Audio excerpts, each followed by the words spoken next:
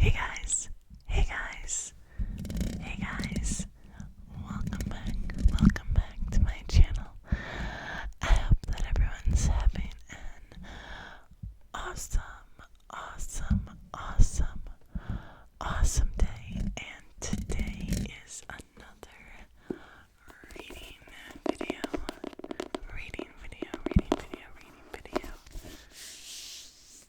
Today we'll be reading chapters 23, and 24. If you like this video, please like it and subscribe. And if you want updates on my channel, my Instagram is in the description. And let's just get started.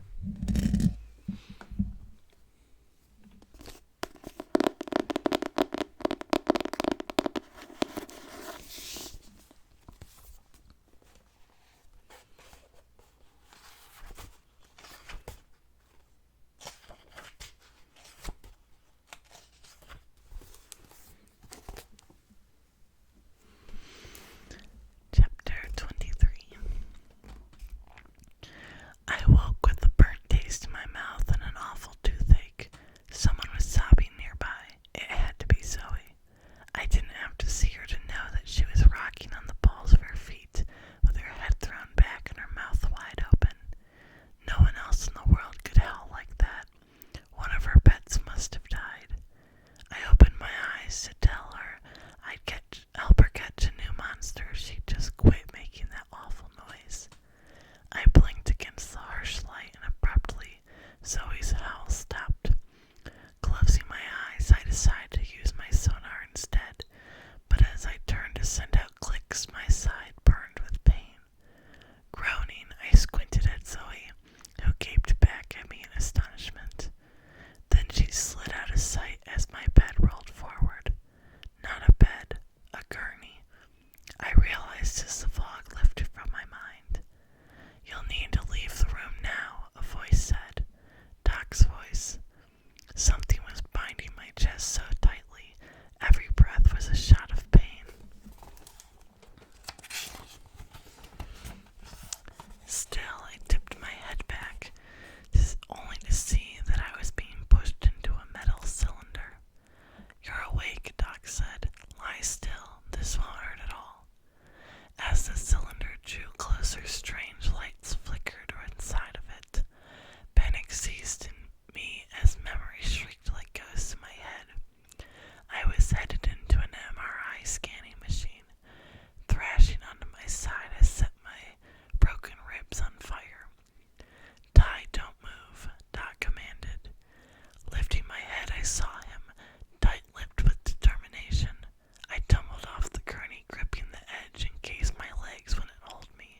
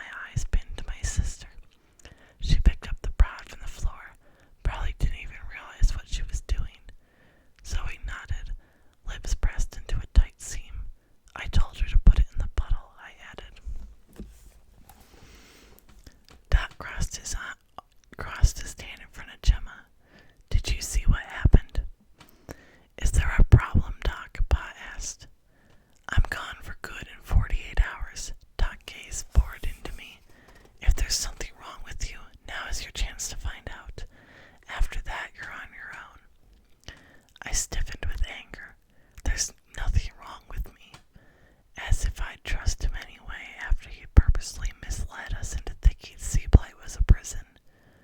Let's give Ty a little time and then see how he's doing, Pa suggested. He's a kid, Doc turned to Pa. He doesn't know what's for the best. Don't you have some control over him? Some, Pa said wryly. Not to have him examined his negligence, pure negligence.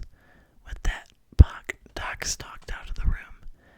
Now that Shade has been arrested, Ma said quickly, covering the awkward silence. Everyone thinks the rest of the gang will clear out of here. I thought you'd want to know. We're reconsidering our move topside. She smiled and handed me a pile of folded clothes. Maybe the Wealth will even offer a reward for his capture. I looked at Pa, who smiled back. It was enough to make my ribs stop hurting for a moment.